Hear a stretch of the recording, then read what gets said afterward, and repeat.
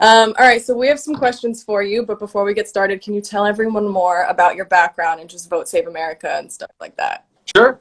Um, so I met Barack Obama when I was 23, started working as his head speechwriter when he was a senator. I stuck with him through both presidential campaigns and the White House. And then after the 2016 election, I started a podcast with my friends called Pod Save America, Hmm. where we talk about politics and all the crazy shit that Donald Trump does every week. And that grew into a media company with lots of podcasts. And eventually we launched Vote Save America, which is votesaveamerica.com, which is a one-stop shop for everything you need to know about voting and volunteering in 2020. It's awesome. Yeah.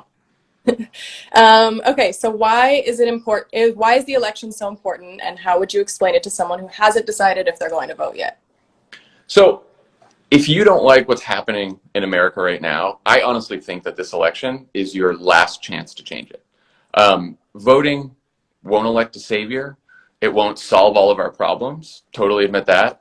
But voting will give us the chance to do something about climate change and systemic racism and healthcare and education. Voting will give us the chance to make sure that our politics isn't as fucked up as it is right now and that we're not all at each other's throats like we are right now. And more importantly, if you don't vote, a bunch of other people who you don't know will get to make hugely consequential decisions that will affect your life in serious ways. And those people will probably be older and whiter and richer. And they're going to show up no matter what, those people. And so you should too, because you deserve to have a say in your own future. Hmm. Totally. Okay, in 2016, voters between 18 and 29 had the lowest turnout, around 46.1%, while voters over 65 had the highest rates, over 70%. Why is this such a problem? Yeah, I mean, so Americans 18 to 40 are by far the two biggest generations in the country, but we let the older, smaller generations make decisions about the country that we're going to have to live with a lot longer than them. So we actually have a lot of power, and if we actually use it by voting, starting with voting, we can completely transform politics. We can completely transform the country. So young people just have to actually use the power that they have.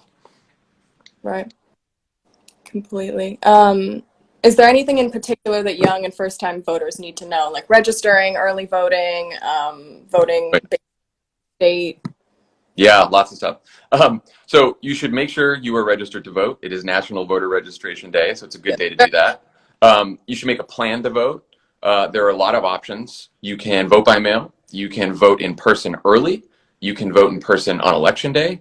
But you got to plan. You got to do it early, and you can find all the information about how to vote, when to vote, and where to vote on votesaveamerica.com. You can verify your registration. You know what we are eventually going to show you what your ballot looks like. We're going to give you deadlines about like when to register in every single state. So all that information is on the website. Which again I have pinned. So if you have not yet registered, go to my pin, click on the votesaveamerica.com link, and we can get you settled there. What are the major issues in this election, and how should you educate yourself about those issues slash the candidates? So huge issues in this campaign. Just a few: whether or not we get the pandemic under control so our lives can go back to normal, whether or not we stop burning up the planet so that our future isn't wildfires and floods and air we can't breathe. You know, if you're in California, you go outside, you could barely breathe the air the last week.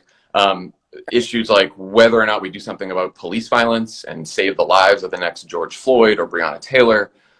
Whether we let Republicans take away health insurance and protections for pre-existing condition from literally tens of millions of people, or whether we expand healthcare to cover more people, protect a woman's right to choose, protect the children of immigrants from deportation, forgive student loan debt, decriminalize marijuana, just a whole bunch of other issues. Either Donald Trump or Joe Biden will be the next president. There are only two candidates with a chance. Because Trump is the incumbent, a vote for any other candidate besides Biden is essentially a vote for Trump. And there have never been two candidates who've had such different positions on just about every single issue than Trump or Biden. And if you want to compare their positions on every major issue, we have a pretty easy to understand side by side on votesaveamerica.com. Yeah, you were talking to me about that yesterday. It's actually really interesting. It's pretty handy. Can you explain voter suppression and how it works? Yeah, so voter suppression is when politicians make it harder for you to vote because they are scared of what happen if you do. They're scared of what will happen if you vote.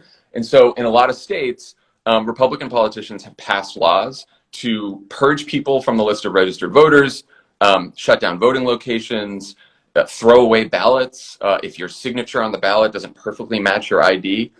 It's horrible. But the purpose of voter suppression is to make you think it's not worth voting, so you'll stay home. Mm-hmm. Voter suppression can't work if you double check your registration, make a plan to vote, get all the info you need on Vote Save America. It can't work if you decide that you are determined to vote. Right. That's how you beat voter suppression. Show up. So vote. Do it. How does the Electoral College work? Is your vote more important in some places? So the presidential election isn't a national popular vote. It's 50 individual state contests where the winner of each contest gets a certain number of electoral votes, and that gets determined by a state's population. You hit 270 electoral votes, you win the presidency. And because there's a group of states that usually go Democrat and a group of states that usually go Republican, that makes the remaining group of swing states extra important to the outcome of the presidential race. This year, the closest states are Pennsylvania, Wisconsin, Michigan, Florida, Arizona, and North Carolina. But people should know that voting isn't just about the presidency. Like, no matter where you live, you'll be able to vote for your members of Congress, maybe your governor, your state legislators, your local district attorney, a whole bunch of other offices that have a huge impact on people's lives. So your vote is important no matter where you live. Perfect. What else should we be paying attention to aside from the presidential race? Why do we need to win the Senate? Why is it important? I feel like you kind of... Yeah. I mean, the U.S. Senate is up for grabs this election. So, Republicans control it now. Democrats could easily flip the Senate. If Joe Biden wins, the only way he'll be able to get anything done, pass legislation, nominate Supreme Court justices, is with a Democratic Senate. If Trump wins, the only things that will be able to stop him from doing anything he wants are a Democratic Senate and a Democratic House. So voting for your senator and your House member are incredibly important. I also want to say, there's a lot of local offices that are important.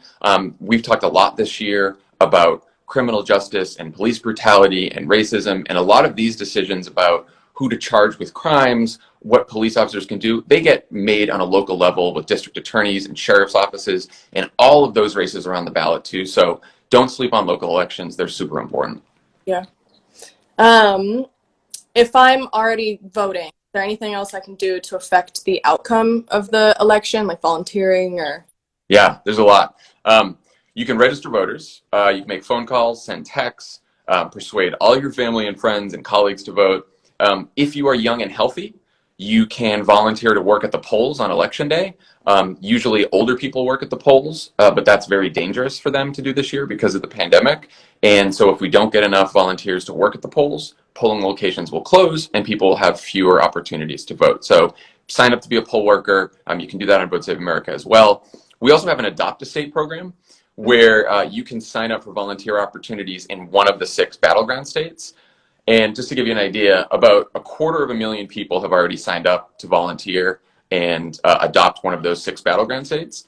And if each of those people convinces just one other person to vote who didn't vote in 2016, that is more than the number of votes that Trump won by in 2016. So that's how much people volunteering can matter. This election could come down to just a few thousand votes in each state. So if you sign up, you're willing to volunteer, you can make all the difference in the election.